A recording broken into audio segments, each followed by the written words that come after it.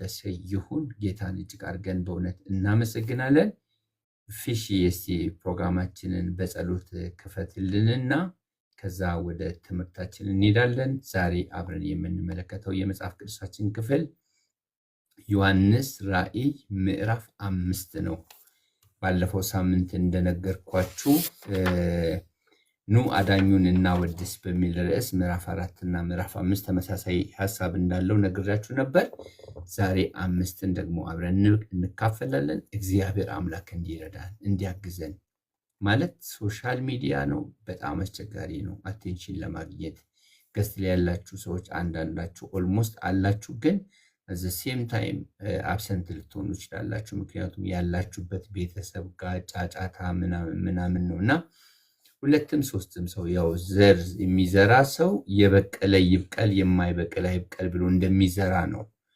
ጉባኤ ከሆነ ግን አቴንሽን መያዝ እንችላለን። ግን እግዚአብሔር በነገር ሁሉ እንዲረዳን እንዲያግዘን አብረን ከፊሽ ጋር እንጸልያለን ማለት ነው። እሺ እንጸልያለን። ጌታ ሆይ እናመሰግንሃለን በእውነት ስለዚህ ሰዓት በያለንበት ቦታ ሁሉ ስለ ምሽቱም ስለ ማለዳውም ስለ ቀኑም በስራ ላይ ስላሉ ደግሞ መጽሐፍ ቅዱስን ከፍተው ከእግዚአብሔር ለመማር ቁጭ ላሉ እየሰራሁም ቢሆን ደግሞ እሰማለሁ እማራለሁ የሚቀርልኝ ነገር ቢኖር ብለው የሚማሩ የምታስተምር መንፈስ ቅዱስ ሆይ ባለንበት ስፍራ ሁሉ እንድትገለጥልን ፈቃድህንና ሐሳብህን በዚህ ሰዓት የሚበጀንን የሚያስፈልገንን እንድታስተምረን በኢየሱስ ክርስቶስ ስም እንጸልያለን። እግዚአብሔር ፓስተርን ደግሞ እንድትረዳው ከተዘጋጀውና ካሰበው በልቡ ካለው ከሞላው በላይ የእግዚአብሔር ፈቃድ እንዲገለጥና እሱም እስከሚደነቅ ድረስ አንድ ነገር በልቡ በሱም ሕይወት እስኪቀር ድረስ እንድትናገር እግዚአብሔር ሐሳብህን እንድትገልጥ በኢየሱስ ክርስቶስ ስም እንጸልያለን። በዚህ ሰዓት አንተን ለመስማት በአክብሮት በብዙ ፍርሃትና እግዚአብሔር ሆይ ካንተ በመጠበቅ በዚህ አለን። በዚህ አንተ ሐሳብ ብቻ ይመላለስ። መንፈስ ቅዱስ ሁሉን ግዛ። እግዚአብሔር መድረኩን ግዛ። በጌታ በኢየሱስ ስም በኔትወርክ አስቸጋሪ አካባቢ እንኳን ያሉ ቢሆኑ ምንም ሳይቸገሩ ሳይቆራረጥባቸው እንዲሰሙ ደግሞ ከሁሉ በላይ ካንተ ጋር ያለን ኔትወርክ ካንተ ጋር ያለን መደማመጥ ግንኙነት እንዳይቋረጥ በብዙ አይነት ቻሌንጆች ውስጥ ሆነው የሚሰሙ እግዚአብሔር ከሐሳብ ሊያስወጣቸው ክፉ ዙሪያቸውን የሚዞር በኢየሱስ ክርስቶስም አሁን ጸጥ እናደርገዋለን። ከእግዚአብሔር ዘላለማዊ ሐሳብ ጋር መገናኘት እንዲሆን እሱኛው ኔትወርክ እንዳይቋረጥ በኢየሱስ ክርስቶስ ስም እኔ ጸልያለሁ። ሁሉ ሰው አሁን ለእግዚአብሔር ሐሳብ ልቡ የተከፈተ እንዲሆን ጌታ ሆይ መልካም መሬት እንዲሆን ጌታ ሆይ በዙሪያ ያለ የሚያስጨንቅ ነገር ቢሆን ሐሳብ የሚወስድ ነገር ሁሉ ጸጥ እንዲል ልዩ የመንፈስ ቅዱስ ድባብ በዙሪያችን ሁሉ ላይ እንዲሆንና ከመንፈስህ ጋር ጌታ ሆይ እንድንካፈል ጸጋ እንዲበዛልን በጌታ በኢየሱስ ስም እኔ ጸልያለሁ። ክቡር የሆነው ቃልህ ሕያው የሆነው ቃልህ የሚሰራው ቃልህ ይገለጣልና እግዚአብሔር ሆይ ደስ ብትሰኝ በእኛ በዚህ እንድትመላለስ በዚህ እንድትሰራ በዚህ ከኛ ጋር እንድትሆን አብዝተን እንለምንሃለን። ጌታ ሆይ ቃል ፊደል እንዳይሆንብን ኃይል እንዲሆንልን ጌታ ሆይ የሚያነሳሳን የሚያነቃቃን የሚመልሰን እግዚአብሔር ፈቅ የሚያደርገን እንዲሆን በኢየሱስ ክርስቶስ ስም እኔ ጸልያለሁ። ሁሉ ደግሞ ሲሆን ለአንተ ስም ክብር ይሁን። ጌታ ሆይ እነሆ ለፊትህ መልካም መዓዛ ያለው ደስ የሚያሰኝህ ይሁን። እናመሰግንሃለን በጌታ በኢየሱስ ስም አሜን። ተባረክልኝ። በእውነት ጌታ ኢየሱስ ዘመንህን ይባርክ። ያው ለማጋነንም ለማለትም ያህል አይደለም። በአንተ ውስጥ በጣም የከበረ የእግዚአብሔር ጸጋ የሰውን ሕይወት የሚሰራ የመጽናናት ቃል የማበርታት ቃል አለና ስጸልይ በጣም ልብ ትነካለህ። ከልጅነት ጀምሮ በእግዚአብሔር ቤት ውስጥ እግዚአብሔር ብዙ አስታጥቆሃልና በአንተ ላይ ስላለው ጸጋ ጌታን እጅግ አድርጌ አመሰግናለሁ። ዋትስአፕ ላይ ደውዬልህ ነበር። ፎቶግራፋችሁን ሁለታችሁንም እያየሁኝ አንተንና የባለቤትህን እና ያኔ በልጅነት ወራት የተገናኘ ጌታ ስሙ ለዘላለም ይባረክ። እንግዲህ ዛሬ ዮሐንስ ራእይ ምዕራፍ 5 ነው አብረን የምንመለከተው። 5ኛው ምዕራፍ ደግሞ 14 ቁጥሮች አሉት። እኔ በተቻለ መጠን በደንብ ግልጽ እንዲሆንላችሁ ሐሳቡን ለመናገር እሞክራለሁ። እናንተ ደግሞ ለመስማት ያህል ሳይሆን ከልብ ከውስጣችሁ ስሙ። አንዳንዴ በደንብ መስማት ያስፈልጋል። በደንብ ከዚህም የተነሳ ነው በደንብ ስለማንሰማ በጣም በተደጋጋሚ በእግዚአብሔር ቤት ውስጥ ብዙ ቃል እንሰማለን። ልክ እንዳለፈ ፍሳሽ በሕይወታችን ያልፋል እና እኔ ምናልባት የቃሉ አስተማሪ ስለሆንኩኝ ይሁን አላቅም፣ ማስታወሻ እያያዝኩኝ ሜዲቴት እያደረግኩኝ በደንብ እያልኩት ነበር ያደግኩትና ዛሬ እናንተ ፊት ቆሜ የእግዚአብሔርን ቃል ማስተማር የቻልኩት የበላሁትን የሰማሁትን ቃል ነው ማለት ነው። ስለዚህ በደንብ እንድሰሙኝ በጌታ ፍቅር ላበረታታችሁ እወዳለሁ። ለምንድን ነው ዛሬ እንደሱ በትኩረት የተናገርከው ካላችሁኝ፣ ምዕራፍ 5 በጣም ሚስ ኢንተርፕሬት የተደረገ የመጽሐፍ ቅዱስ ክፍል ስለሆነ ዛሬ የምሰሙት ጌታ ምስክር ነው በመደመምና በመደነቅ ነው የሚሆነው የዛሬ ክፍል ፍቺ ማለት ነው ምን ማለት እንደሆነ። ስለዚህ በደንብ እንድሰሙ ላበረታታችሁ እወዳለሁ። ገስት ላይ ሰዎች ከወረዱ ኔትወርክ ነው የሚያስወርዳቸው። ድጋሚ ለመመለስ ስትሉ ደግሞ ምንድነው የሚሆነው? ይንጫጫል ያለበት ቦታ ማይኩም ስለማይዘጋ አንዳንዴ። ከዛ ደግሞ ዩቲዩብ ላይ ይሄ መልእክት ስለሚጫን በኋላ ላይ የተረበሸ ድምፅ ያለበት ነው የሚሆን ነው። እንደሱ እንዳይሆን ገስት ላይ የወረደ ሰው ይውረድ። ቀጥታ መጨረሻ ላይ ለሪፍሌክሽን እድል ሰጣለው። አንዳንድ ሰዎች መጥተው አስገባኝ ወደ ላይ አስገቡኝ ይላሉ ሞዴሬተሮች። እሱን በደንብ እንድትጠብቁልኝ በጌታ ፍቅር ላበረታታችሁ ወዳለው። አሜሪካን አገር ሁኑ፣ ጀርመን አገር ሁኑ፣ አውሮፓ ሁኑ፣ የሀገራችሁ መንግስት በነፃ ካርድ ይሙላላችሁ። እኔ ይህን ክፍል ካስተማርኩኝ በኋላ ለምጠይቀው ጥያቄ ትክክለኛ መልስ ለመለሰልኝ ሰው የ100 ብር ካርድ እሞላለሁ። የ100 ብር ካርድ እሞላለሁ። ጀርመን ሁኑ፣ አሜሪካን ሁኑ፣ አውሮፓ ሁኑ፣ የትም ሁኑ፣ ጂንካ ሁኑ፣ የትም ሁኑ ከዛ እንደሱ አደርጋለሁ እና አንደኛ ካርዱን አልቀበልም ማለት አይቻልም፣ አለመመለስም አይቻልም። ለመለሳችሁ ሁሉ መልሳለሁ ማለት ነው እና በዚህ ተስማምተናል። ስለዚህ አቴንሽን ሰጥታችሁኝ ተከታተሉ። የቀድሙ መግቢያ በደንብ ዛሬ ደግሜ እናገራለሁና ባለፈው ጊዜ ምዕራፍ 4 እና ምዕራፍ 5 ኑ አዳኛችንን እናወድሰው የሚል ርዕስ ተሰጥቶታል ብያችኋለሁ። ምዕራፍ 4 ላይ የምንመለከተው ፈጣሪን ስለ ፈጣሪነቱ የተለያዩ ፍጥረታት ሲያመሰግኑ ናቸው የምንመለከተው። ምዕራፍ 4 ላይ በመጀመሪያ በዙፋኑ ላይ የተቀመጠውን አምላክ እንመለከታለን።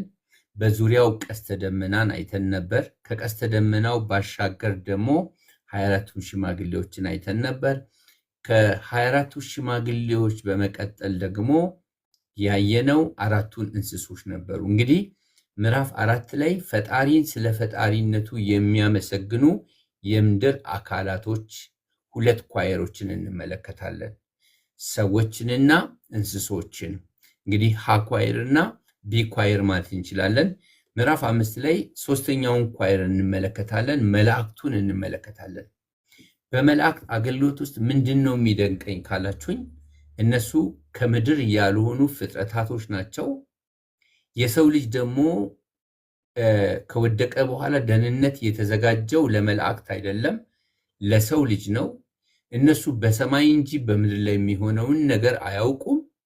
ግን እግዚአብሔር በልጁ በኢየሱስ ክርስቶስ በኩል ለሰው ልጆች ሁሉ የሚሆነውን ማዳኑን በገለጠ ጊዜ ከሰማይ ሆነው በምድር ለሆነው ነገር እግዚአብሔርን ሲያመሰግኑ ሉቃስ ወንጌል ምዕራፍ 2 ላይ እንመለከታለን። እዚህ ላይም በፈጣሪነቱ እግዚአብሔርን 24ቱ ሽማግሌዎችና 4ቱ እንስሶች ሲያመሰግኑ ስለ አዳኝነቱ ደግሞ መላእክቶች ሲያመሰግኑ ነው የምንመለከተው።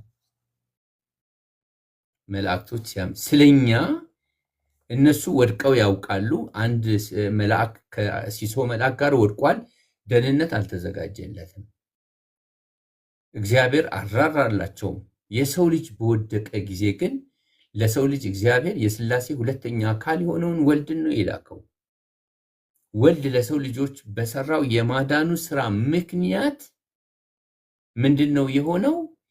ሰማይ ላይ ያሉ መላእክቶች በምድር ላይ እግዚአብሔር ስላደረገው ነገር እግዚአብሔርን ሲያመሰግኑ ነው የምንመለከተው ማለት ነው። ስለዚህ ያለፈውን ሳምንት መጽሐፍ በዚህ መልክ ሪቫይዝ ካደረግኩኝ ምዕራፍ 4 ላይ የተጻፈው ዮሐንስ ያየው ምንድን ነው ካላችሁኝ ፈጣሪን ስለ ፈጣሪነቱ ሲያመሰግን ነው የምናየው። ምዕራፍ 5 ላይ ደግሞ ስለ ማዳኑ ስለ መቤዠት ስራው ነው እግዚአብሔርን ሲያመሰግን የምንመለከተው። ብዙዎቻችን ኢየሱስ ክርስቶስን እንደ ግል አዳኝና ጌታ አድርገን ከተቀበልን በኋላ ስለ መፈጠራችን እንደተመረርን እንደተከፋንን በብሉይ ኪዳን ዘመን የነበረው ዳዊት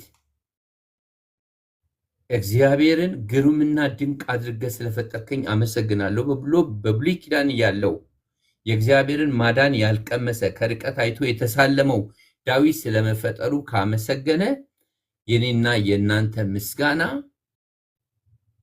ደብል ሊሆን ይገባ ነበረ። ስለመፈጠራችን ባንፈጠር አንድንም ባንፈጠር ኖሮ ይሄንን ሁሉ ወግና ማዕረግ ይሄንን ሁሉ ክብር ባላየን ነበር። መፈጠር ራሱ ድንቅ ነው። መፈጠራችን ባትፈጠሩ ኖሮ ምን ትሆኑ ነበር? እስቲ ያሰቡ። ይሄንን ሁሉ አታዩም ነበረ። ስለዚህ ስለመፈጠር እግዚአብሔርን ማመስገን መሰረታዊ ነገር ነው፣ የመጀመሪያ ነው። ቀጥሎ ነው ስለማዳን፣ ቀጥሎ ነው ስለመበጀቱ ስራ እግዚአብሔርን ማመስገን ያለብን እና እዚህ ምዕራፍ 5 ላይ ያለውን ሐሳብ አብረን በጋራ እንመለከታለን። እንግዲህ የተወሰኑ ቁጥሮችን እያነበብኩላችሁ ማብራሪያ እሰጣችኋለሁ ማለት ነው። በጣም ድንቅ ክፍል ነው። ሁላችሁም ደግሞ በጣም ትኩረት ሰጥታችሁ እንደምትከታተሉኝ በጣም እርግጠኛ ነኝ። ምንድነው የሚለው ምዕራፍ 5 ላይ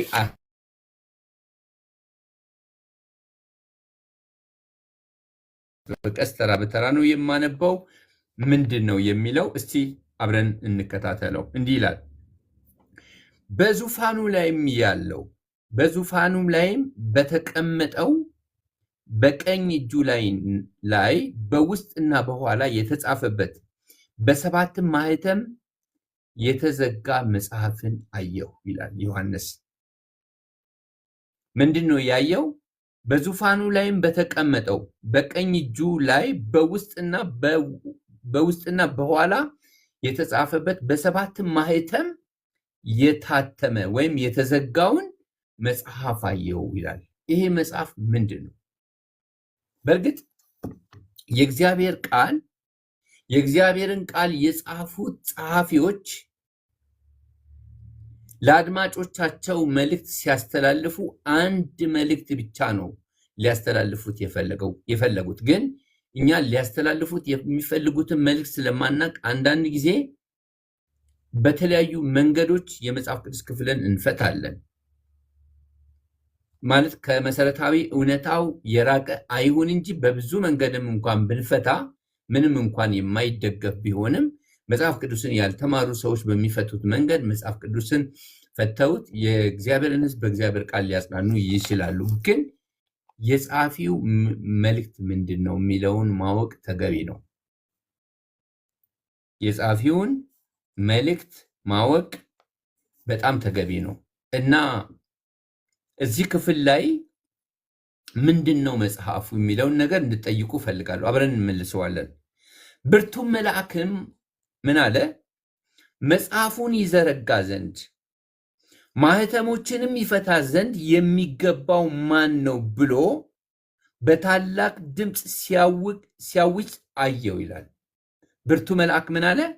መጽሐፉን ይዘረጋ ዘንድ ማኅተሙን የሚፈታ ዘንድ የሚገባው ማን ነው ብሎ በታላቅ ድምፅ ሲያውጅ ሰማሁኝ ይላል፣ አየው ይላል። ከዛስ በሰማይም ቢሆን በምድርም ላይ ቢሆን ከምድር በታችም ቢሆን መጽሐፉን ሊዘረጋ ወይም ሊመለከተው ማንም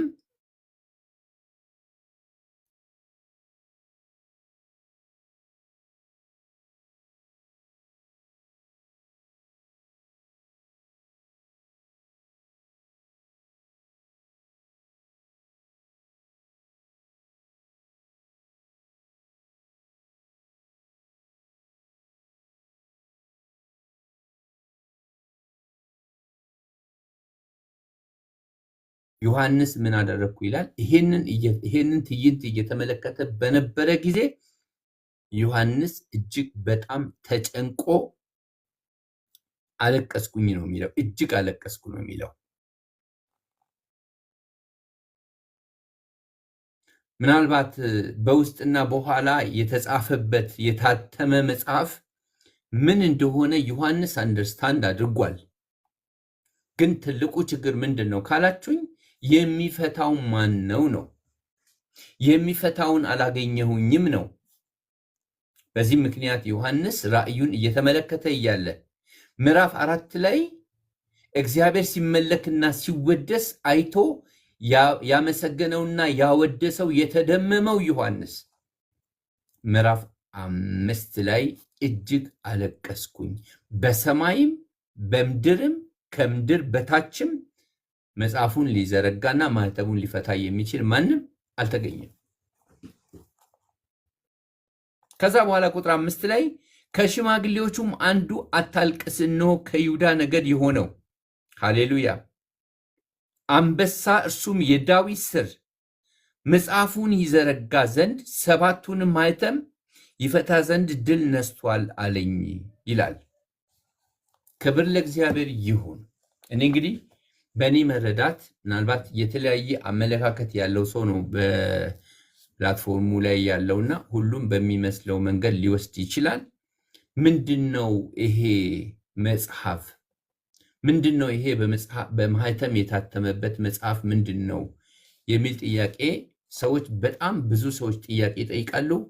ምላሹም እንደመሰላቸው ነው። ወይም ከአሁን ካለው ማኅተም ጋር፣ አሁን ካለው እንቆቅልሽ ጋር፣ አሁን ካለው ጥያቄ ጋር አያይዘው አሁን ካለው ሁኔታ ጋር ነው ማዛመድ የሚፈልጉት።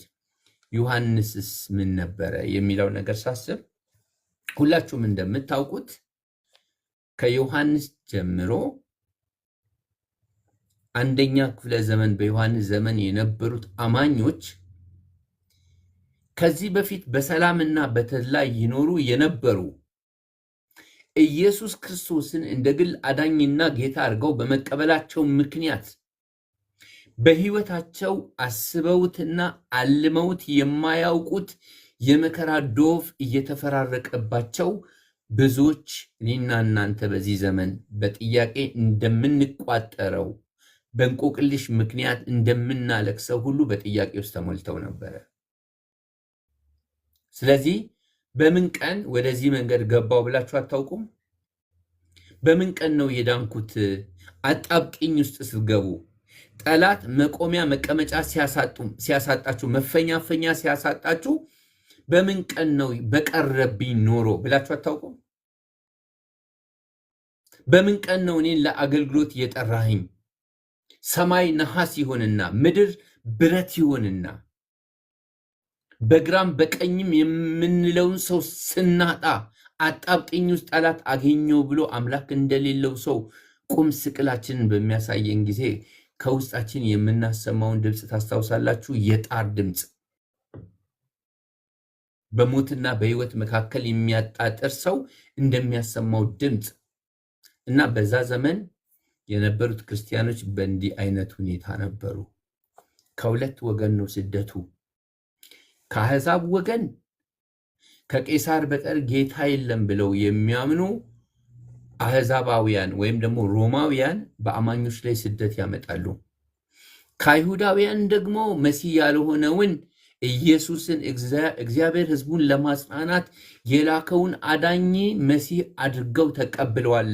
ይህም መሲህ አድርገው ከተቀበሉ የሚመጣውን መሲህ እንዳይመጣ ይከላከላሉ ብለው እነሱ ከደሙ ንጹሕ ለመሆን በክርስቶስ ኢየሱስ የሚያምኑትን ኢየሱስ ክርስቶስን እርሱን ጌታ አድርገው የተቀበሉትን አማኞችን ምን አድርገዋል? ያሳድዷቸዋል። ወደ አይሁድ ሲሰደዱ ከአይሁድ መከራ ነው። ወደ አሕዛብ ሲሰደዱ ከአሕዛብ መከራ ነው። በሁለት አጣብቅኝ ውስጥ ነበሩ አማኞች። በጣም የሚገርም ነገር ልንገራችሁ። ከአንደኛው ክፍለ ዘመን ጀምሮ እስከ 21ኛው ክፍለ ዘመን ድረስ በእምነቱ ምክንያት የተሰዋውን የሰውን ቁጥር ከአንደኛው ክፍለ ዘመን ጋር ሬሾን ስታነጻጽሩ ከ20 ክፍለ ዘመን ይልቅ በመጀመሪያው ክፍለ ዘመን የተሰዋው የአማኙ ቁጥር ይበዛል። በኋላ ላይ እንመጣበታለን። ዮሐንስ ምዕራፍ 6 ላይ ከመሰዊያ ስር ሆነው በምድር ላይ ስለፈሰሰው ስለ ደማችን የማትፈርደው መቼ ነው ብለው ሲጠይቁ እግዚአብሔር የመለሰው እረ ደረስኩላችሁ፣ መጣሁላችሁ ምናምን አላለም። ገና ቁጥራችሁ አልሞላም፣ ገና የሚሰዉ ሰዎች አሉ። ስለዚህ ጊዜውን ጠብቁ ብሎ እግዚአብሔር ሲመልስ ነው የምንመለከተው። ይሄ ማለት ምን ማለት ነው? ሁሉ ነገር በእግዚአብሔር ቁጥጥር ውስጥ ነው የሚሆነው። አንዳንዶቹ እንደ ዕብራውያን ምዕራፍ 11 ከሞት አምልጠዋል። አንዳንዶቹ ደግሞ በሰይፍ ስለት ውስጥ አልፈዋል። ከሰይፍ ስለት ያመለጡ አሉ። በሰይፍ ስለት የሞቱ ሰዎች አሉ። ነገስታትን ድል የነሱ አሉ። ለነገስታት ጦር መሳሪያ የእሳት ራት የሆኑ አሉ። ሁሉም አማኝ የሚያልፈው በምን መንገድ ነው ቢባል በተወሰነለት መንገድ ነው። አንዳንዱ ካልተሰዋ ሞቼ እገኛለሁ ይላል። እንዲሰዋ የማይፈለግ ሰው አይሰዋም። እንዲሰዋ የሚፈለግ ሰው ከመሰዋት በቀር ሌላ ምንም እድል ፈንታ የለውም። እንግዲህ 12 የኢየሱስ ክርስቶስ ሐዋርያቶች መካከል ከዮሐንስ በቀር በሰላም እድሜ ጠግቦ ያንቀላፋ ሰው የለም። የተቀሩቱ በሙሉ ተሰውተው ነው ያለፉት። ሐዋርያቶቹ እንደዚህ ከተሰዉ የሌላው ሰው ቁጥር ደግሞ ምን ያህል አናውቅም። ስለዚህ አንደኛው ክፍለ ዘመን ላይ በጣም በብዙ ጥያቄ ውስጥ ነበሩ። ምን ይላል ተርቱሊያን የሚባል የቤተክርስቲያን አባት? የሰማዕታት ደም የቤተክርስቲያን ዘር ነው ይላል። እግዚአብሔር ምኑ ሞኝ ነው? ዝም ብሎ ሰውን በማረድ ሰውን በመሰዋት አያምንም። አንዱ በእምነቱ ምክንያት በሚሰዋበት ጊዜ ሌላው ሰው የሚሰዋውን ሰው የእምነቱን ጽናት አይቶ ነው ጌታን የሚቀበለው። ምናልባት ብዙ የስነ መለኮት ምሁራን እንደሚስማሙ እስጢፋኖስ በሚሞትበት ሰዓት የእስጢፋኖስን ልብስ ይዞ የነበረው ጳውሎስ በእስጢፋኖስ ጽናት ምክንያት ነው ልቡ በተወሰነ ደረጃ የተሸረሸረው ይባላል። ስለዚህ አማኞቹ የሞቱት ሞተዋል። በሕይወት ያሉቱ ደግሞ ዕጣ ፈንታችን መቼ ነው የምንሞተው? ቀኑ ሲመሽ ስጋት ነው። ሌሊቱ ሲነጋ ስጋት ነው። በዚህ ሁኔታ ውስጥ እያለ ነው አማኙን ለማጽናናት ነው ይሄ መልእክት የመጣው። ስለዚህ በማህተም የታተመው ነገር ምንድነው ሲባል የአማኙ ምንድነው ጥያቄ ነው። መልስ የሚሰጣል። በጣም የሚገርም ነገር አንድ ነገር ልንገራችሁ። አእላፍ ጊዜ አእላፍ ጥያቄ ከምድር ወደ ሰማይ ቢላክ ከእግዚአብሔር ዘንድ ጥያቄ አይመጣም። ከእግዚአብሔር ዘንድ የሚመጣው መልስ ነው። ሃሌሉያ። ሰው የጥያቄ ሰው ነው፣ እግዚአብሔር ደግሞ የመልስ አምላክ ነው። ይህን ሐሳብ መጻፍ የሚችል ሰው ይጻፍ። ሰው የጥያቄ ሰው ነው፣ እግዚአብሔር ደግሞ የመልስ አምላክ ነው። መልስ አለው።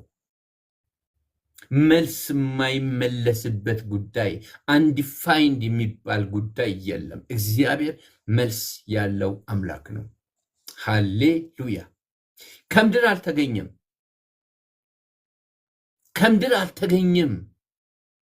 ከላይ ከሰማይ ግን ለመከራቸው መንስኤ የሆነው ኢየሱስ፣ ለስቃያቸው መንስኤ የሆነው ኢየሱስ፣ ለመስዋዕትነታቸው መንስኤ የሆነው ኢየሱስ ራሱ መልስ አለው። ማህተም የሚፈታ አለ። ሃሌሉያ። አታልቅስ የሚል የማያባራውን እንባ ከዓይን ላይ የሚያብስ አለ። ኢየሱስ ጌታ ነው። በተለያየ የዓለም ክፍል ሆናችሁ በእምነታችሁ ምክንያት እንደ ምናምንቴ የተቆጠራችሁ፣ እንደ ቆሻሻ የተቆጠራችሁ፣ አምላክ እንደሌለው በማንም ሰው እጅ መጫወቻና መሳለቂያ የሆናችሁ ሰዎች የምስራች አላችሁ። ለጥያቄያችሁ መልስ አለ።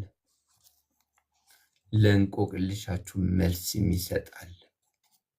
መልስ ሰጪ ጌታ አለ። መልስ ይሰጣችኋል። እርሱ ይደርስላችኋል። በቃ የሚልበት ጊዜ አለ። በቃ ካለ ሰው ማልቀስ አይችልም። እግዚአብሔር በቃ ካለ ሰው ማልቀስ አይችልም። ክብር ለኢየሱስ ይሁን። ስለዚህ እግዚአብሔር እንደዚህ ነው የሚለው። ይችን ነገር ስሙኝ በደንብ፣ በኋላ በደንብ ጠይቃችኋለሁ። እግዚአብሔር እንደዚህ ነው የሚለው፣ መከራ ባበሏችሁ ላይ መከራን በማምጣት የማድናቸውን አድናለሁ፣ የምፈርድባቸውን እፈርድባቸዋለሁ ነው የሚለው። በጣም የሚገርም ነገር ፎር ዩ ሰርፕራይዝ፣ መከራ ያድናልምም ያጠፋልምም።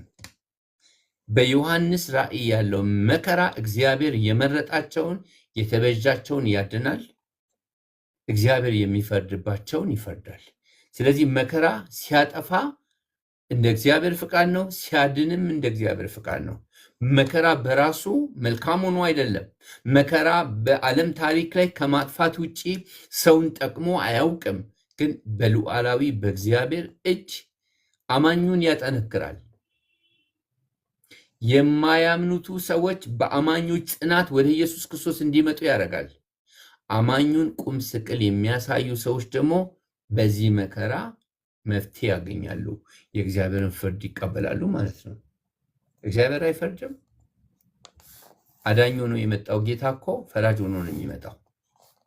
ስለዚህ እዚህ ክፍል ላይ የሚናገረው ማህተሙ ተፈታ ማለት፣ 7 ማህተም ተፈታ ማለት ከዮሐንስ ራእይ 6 ጀምሮ በዓለም ላይ ሊመጣ ያለውን ምን መከራ የሚያሳይ ነው። 7ቱ ማህተም ተፈታ ማለት በዓለም ላይ ሊመጣ ያለውን መከራ የሚያመላክት ነው። በዚያ ውስጥ አማኙ ይጸናል። በዚያ ውስጥ ያላመኑ ሰዎች በአማኞች ጽናት ወደ ጌታ ይመጣሉ። በዚያ መከራ ውስጥ ደግሞ እግዚአብሔር የሚፈርድባቸው ይጠፋሉ፣ ይፈረድባቸዋል። ይህን የእግዚአብሔር ቃል ነው የሚናገረው። ስለዚህ ቁጥር 6 ላይ ምንድን ነው የሚለው? እሱን እንመልከት። በዙፋኑ እና በአራቱ እንስሶች መካከልም በሽማግሌዎችም መካከል እንደ ታረደ በግ ቆሞ አየው። 7 ቀንዶችና 7 ዓይኖች ነበሩት። እነርሱም ወደ ምድር ሁሉ የተላኩ የእግዚአብሔር መናፍስት ናቸው ይላል። ክብር ለኢየሱስ ይሁን። እኔ ይህንን ቃል ሳነብ እንዴት ደስ እንደሚለኝ ልባችሁን አይነካም ይሁን? እኔን ግን በጣም ነው የሚነካኝ። ታስታውሳላችሁ ባለፈው በዙፋኑ ዙሪያ ቀስተ ደመና ነበር።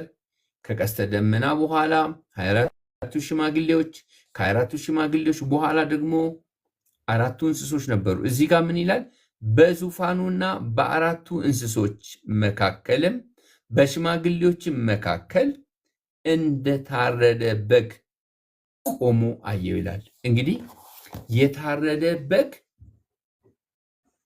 አንድ በግ ከመታረዱ በፊት ይቆማል። ሲታረድ ምን ይሆናል? ይወድቃል። እዚህ ጋር ግን ከዚህ ታሪክ በፊት ለሰው ልጆች ሁሉ ኃጢአት ከምድር ከፍ ከሰማይ ዝቅ ብሎ የተንጠለው የዓለምን ሁሉ ኃጢአት ተሸክሞ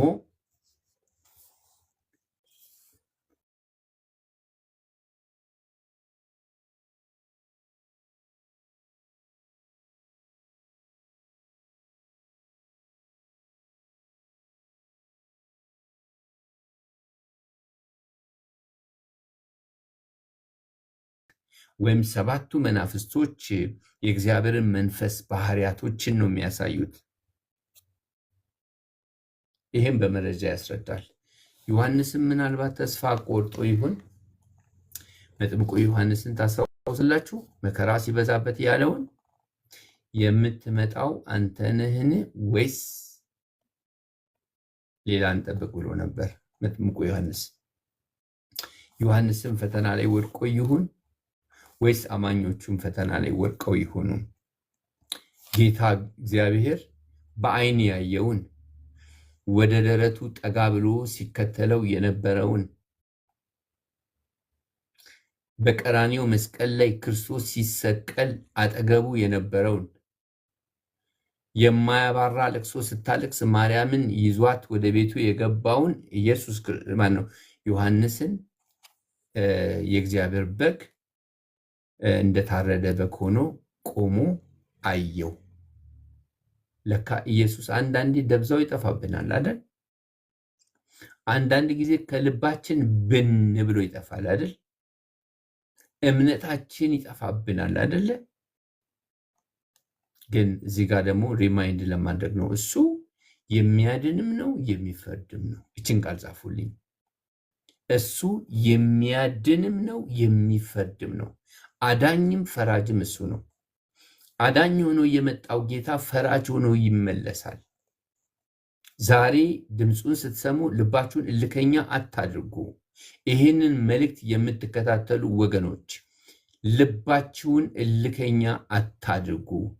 ይሄ አዳኝ ሆኖ በበረት ተወልዶ በመስቀል ላይ ተሸክሞ ከምድር ከፍ ከሰማይ ዝቅ ብሎ የተንጠለጠለው የእግዚአብሔር ልጅ ጌታ ኢየሱስ ክርስቶስ አንድ ቀን ተራራ ሆይ በእኛ ላይ ውደቅና በዙፋኑ ላይ ከተቀመጠው ከበጉ ቁጣና ከበጉ ግርማ ሰውረን ብለው ተራራንና ኮረብታን እስኪለምኑ ኃያላን የሚባሉ ባለስልጣን ጌቶች የሚባሉ ነገስታቶች እስኪፍረከረኩ ድረስ በሚያስፈራው ግርማው ይመጣል። ተይዞ የሚንገላታ አይደለም። አሁን በአፉ እስትንፋስ ክፉን የሚገድል ነው። ፈራጅ ነው። ክብር ለኢየሱስ ሲሆን ኢየሱስ ጌታ ነው። ስለዚህ ኢየሱስ ለሚያምኑት ይመጣላችኋል። በማያምኑት ላይ ይግባኝ በሌለው ሁኔታ ሊፈርድ ይመጣል። ሰይጣን ዛሬም በበላችሁ ጊዜ እኮ ሞትን አትሞቱም ብሎ በሚጣፍጥ ሽንገላ ቃል ከኤደን ገነት እንዳስወጣ ዛሬም ገሃነብ የለም። ይህንን ኢየሱስን የመሰለ አምላክ እንዴት ሰውን በእሳት ያሰቃያል ትላላችሁ የሚሉ ፌዘኞች አሉ፣ በሰይጣን የተታለሉ። እንዴ ከኤደን ገነት እንኳን ወጥተን እኮ ይኸው ቁም ስቅላችንን እያየን አይደል እንዴ? ይሄ መማሪያ አይሆናችሁም እንዴ? ስለዚህ ሊመጣ ካለው ከእግዚአብሔር ቁጣ አምልጡ፣ በኢየሱስ ክርስቶስ አምናችሁ። ክብር ለኢየሱስ ይሁን። ከዛ ቁጥር 7 እንደዚህ ይላል፣ መጥቶም በዙፋኑ ላይ ከተቀመጠ ከቀኝ እጁ መጽሐፉ ምን አደረገ? ወሰደ። መጽሐፉን ወሰደ ይላል። መጽሐፉ ምን አደረገ? ወሰደው። መጽሐፉንም በወሰደ ጊዜ አራቱ እንስሶችና 24ቱ ሽማግሌዎች በበጉ ፊት ወደቁ። አሜን። እያንዳንዳቸውም በገናንና የቅዱሳንን ጸሎት ጸሎት የሆነ ዕጣን የሞላበትን የወርቅ ዕቃ ያዙ። ከዛ እንዴት ብለው እንዳመሰገኑ ተመልከቱ። መጽሐፉንም ትወስድ ዘንድ ማኅተሞችንም ትፈታ ዘንድ ይገባሃል፣ ታድሃል። በደምህም ለእግዚአብሔር ከነገድ ሁሉ፣ ከቋንቋ ሁሉ፣ ከወገን ሁሉ፣ ከሕዝብ ሁሉ ሰዎችን ዋይተ ለአምላካችን መንግሥትና ካህናት የሆኑ ዘንድ አደረግካቸው፣ በምድር ላይም ይነግሳሉ እያሉ አዲሱን ቅኔ ሃሌሉያ ይዘምራሉ። ክብር ለአምላካችን ለእግዚአብሔር። ስለ መቤዠቱ ስራ ነው የተመሰገነው እግዚአብሔር፣ ስለ ማዳኑ ነው። ቅድም ደማ እየተናገረች ነበረ። ድንቅ በሆነው አዳዳኑ፣ አስበንና አልመን በማናውቀው አዳዳኑ ያዳነን ጌታ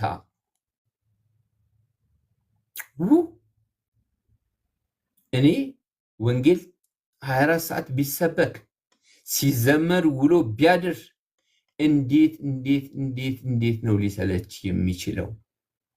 ምክንያቱም ካደረገው ነገር ጋር የሚተካከል ምስጋናና ክብር ከኛ ዘንድ ተገኝቶ አያውቅም። ክብር ለኢየሱስ ይሁን። ኢየሱስ ክርስቶስ ለዘላለም ጌታ ነው። አዲስ ቅኔ ነው የዘመሩት ስለማዳኑ። አዲስ ቅኔ ነው፣ ታይቶ ተሰምቶ የማይታወቅ አዲስ መዝሙሮችን እንደሚሰጥ። እኔ አንዳንድ ጊዜ ብዙ ዓመት በእግዚአብሔር ቤት ስኖር ያው ነኝ፣ በቃ እልፍ የለም ያው ነኝ።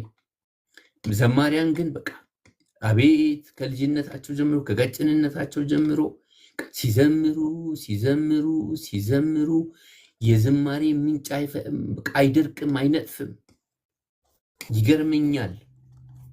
እግዚአብሔር ምን አይነት አምላክ እንደሆነ ልንገራችሁ።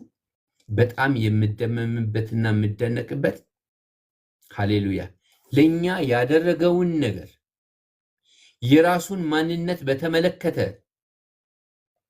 ለዘማሪ መዝሙር ሰጥቶ የሚዘምሩ ሰዎችን ያጽናናል። በሰጠን መዝሙር ነው እሱን እኮ የምናመሰግነው። ሰው እኮ ነው ጥሮ ግሮ ለእግዚአብሔር መዝሙር ማምጣት ያለበት። ራሱ መዝሙር ይሰጣል። እዚህ ጋም መዝሙሩ ራሱ የተሰጠው ነው። ከላይ የተሰጠ መዝሙር ነው። ከላይ ነው የምንዘምረው መዝሙር በሙሉ ከላይ ነው። አሜን። የሰው መዝሙር አይደለም የምንዘምረው። ለሴት እንደተገጠመ፣ ለወንድ እንደተገጠመ፣ ለጓደኛ እንደተገጠመ፣ ለጦር መሪ እንደተገጠመ፣ ለጀግና ሰው እንደተገጠመ አይደለም። ለአንዱ ለእግዚአብሔር ላደረገው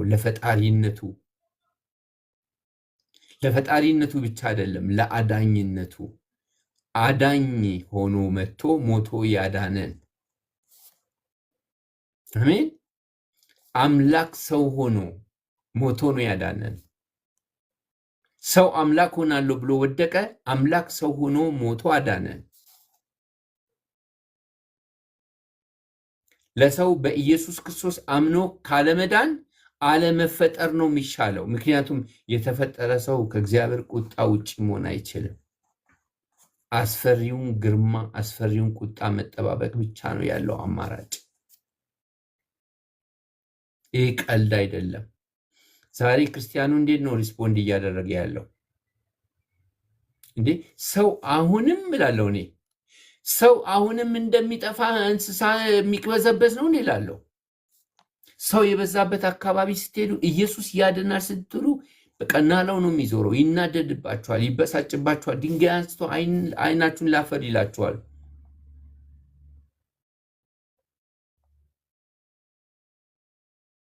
በጣም ነው የሚገርመኝ። የዳነውም እንኳን እንዴት እንደዳነ አምላኩ እንዴት እንዳዳነው እንዴት አይነት አምላክ እንዳለው ሰው እኮ አይደለም የሚመላለሰው። የአሕዛብ አማልክትን የሚያመልኩ ሰዎች እያስቀኑን እኮ ነው የምንኖረው። በእነሱ እየቀናን እኮ ነው አምላክ ያለን ሰዎች ሆነን ሳለን። ዛሬም በኢየሱስ አምነንም እንደሚጠፉ በጎች ነን እንዴ? እንደሚቅበዘበዙ እረኛ እንደሌላቸው ነን እንዴ? ለነፍሳችን የተደረገውን አናቅም? የተሰራልንን አናውቅም? ማይ ጋድ እኔን አሳረፈኝ ኢየሱስ። ጌታ ምስክሬ፣ ስለ ራሴ ልንገራችሁ። ኦልሞስት የዛሬ 34 ዓመት እኔ ማንም እኔን የሚወደኝ ሰው አያስታውሰኝም። እንዲያውም እንድረሳ ነው የሚበረታታው። ግን በህይወት እንደገና በክብር የኔ ታሪክ ብቻ አይደለም፣ ያንቺም ያንተም ታሪክ ነው የምነግራችሁ ታሪክ። ክብር ለእግዚአብሔር ይሁን። ድነናል። ስለ ፍጥረት ስለ መዳናችን ጊዜ ጋር ሲያመሰግኑ ነው የምንመለከተው። ቁጥር 11 እንደዚህ ይላል። ቁጥር 11 ላይ አየሁም በዙፋኑም በእንስሶቹም በሽማግሌዎቹም ዙሪያ የብዙ መላእክትን ድምፅ ሰማሁ። ሶስተኛ ሐመርሃ ኳየር የመላእክት የብዙ መላእክቶችን ድምፅ ሰማሁ። ቁጥራቸውም አእላፋት ጊዜ አእላፋትና ሺህ ጊዜ ሺህ ነበረ። እግዚአብሔር ለሰው ልጅ ያደረገውን ማዳን በተመለከተ መዳን ያልተደረገላቸው መላእክቶች በሰማይ ሆነው በምድር ላይ ለሰው ልጆች እግዚአብሔርን ሲያመሰግኑ፣ መላእክት ለኛ ያመሰግናሉ። ለኛ እንኳን አልተደረገልንም። አንዱ መልአክ በልቡ ከፍ ከፍ ብሎ ልቡን እንደ ልዑል እግዚአብሔር መሰላለሁ ብሎ ልቡን ከፍ ከፍ አድርጎ ታቢዮ ሲሶ መልአክ ይዞ ወረደ፣ ለዘላለም ተጣለ። የሰው ልጅ ግን ሊታሰብ ሊጎበኝ የማይገባውን የሰውን ልጅን እግዚአብሔር የሥላሴ ሁለተኛ አካል የሆነው ወልድ ሰው ሆኖ መጥቶ በሰው ምትክ ሞቶ አዳነ እያሉ እግዚአብሔርን ያመሰግናሉ። መላእክት ስለኛ እንዴት መላእክቶች ያመስግኑ። ግን እኛ ከመላእክት የሚያንስ ምስጋና ማመስገን የለብንም። ከመላእክት የሚያንስ ሕይወት መኖር የለብንም። ክብር ለእግዚአብሔር። በታላቅ ድምፅ እንደዚህ አሉ፣ የታረደው በግ ኃይልና ባለጠግነት፣ ጥበብም፣ ብርታትም፣ ክብርም፣ ምስጋናም በረከትም ሊቀበል ይገባዋል አሉ። በሰማይና በምድር ከምድርም በታች አሜን፣ በባህር ላይም ያለ ፍጥረት ሁሉ በእነርሱም ውስጥ ያሉ ሁሉ በረከትና ክብር ምስጋና ኃይልም ከዘላለም እስከ ዘላለም በዙፋኑ ላይ ለተቀመጠው ለበጉ ይሁን ሲሉ ሰማው። አራቱ እንስሶችም አሜን አሉ። ሽማግሌዎችም ወድቀው ሰገዱ። በምን ቋንቋ በምን ልሳን ነው የምገልጠው ይህንን እውነት? መላእክቶቹ ሲያመሰግኑ በምድር ያሉ ፍጥረታቶች ተቀበሉ። ከዛ አራቱ እንስሶች አሜን ይላሉ። ከዛ ሽማግሌዎች ደግሞ በግንባራቸው ወድቀው እውነት ነው እያሉ ታላቅ የሚባለው ታላላቅ የሚባሉ ሽማግሌዎች በቃ በግንባራቸው ወድቀው ሰገዱ ይላል። ይሄ ነው እንግዲህ የተደረገልን። እንግዲህ ይህንን ቃል ስንሰማ ከዛሬ ጀምሮ በጌታችን በኢየሱስ ክርስቶስ አምነን የዳንን ሰዎች እስቲ ማጉረምረማችሁን ተው፣ እስቲ ማንጎራጎራችሁን ተው። እሱን በመከተላችሁ ምክንያት በሕይወታችሁ እየደረሰባችሁ ያለውን መከራ እስቲ ለጊዜው ተወት አድርጉና እሱን አመስግኑ። መከራው አንዳንዴ የተደረገላችሁንም አስደስቷችሁ ይሁን። እንደዚህ እኮ ይሆናል። ስለ ስሙ ክብር ለሕይወታችን ጥቅም የምናልፍበት መከራ አስረስቶን ይሆን ወይ አላውቅ።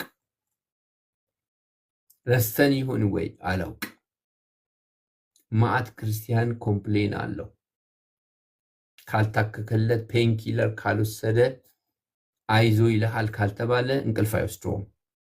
በእግዚአብሔር ላይ ቂመኛ ሆኗል። ልቡ የቋጠረው ነገር አለ። ተስፋ የቆረጠበት ነገር አለ። ይኸውልሽ ያዳነሽ ኢየሱስ እስከ ፍጻሜ ድረስ ይጠብቅሻል፣ ይጠብቅሃል። አይጥልህም፣ አይተውሽም። ክብር ለእግዚአብሔር ይሁን። ከየት እንዳዳነሽ አስቢ። ከማይዳንበት ሃይማኖት የዳናችሁ፣ ከማይዳንበት የቤት አምልኮ ሃይማኖት በሌለበት አገር ጌታ ኢየሱስ ተገልጦላችሁ የታደጋችሁ፣ እጃችሁን ይዞ ስቲል ነው የሚመራችሁ። አጠገባችሁ ዙሪያችሁ ያሉት በጣም እግዚአብሔርን የማያምኑ እግዚአብሔር የለም ሲሉ በኢየሱስ ላይ ሲሳለቁ ልባችሁ ላይ እግዚአብሔርን መፍራት በልባችሁ አኑሮ እንድታመልኩ ያደረጋችሁን ጌታን አስቡ። አታሳፍሩት። ኢየሱስን በዓለም አደባባይ ፊት አታዋርዱት። እናንተ ስትዋረዱ እሱ ይዋረዳል። እናንተ ስትከብሩ እሱ ይከብራል። እናንተ ስታከብሩ እሱ ይከብራል። ሕይወት ነው የተሰጠሽ፣ አትቀልጂ። ሕይወት ነው የተሰጠህ፣ አትቀልድ። በዚህ ሕይወት መኖር እንድንችል እግዚአብሔር አምላክ ይርዳን። በጣም ድንቅ ጊዜ ነበር። የምትጨምሩት ነገር ካለ እድል ሰጣችኋለሁ። እንግዲህ እኔ በዚህ አጠቃልዬ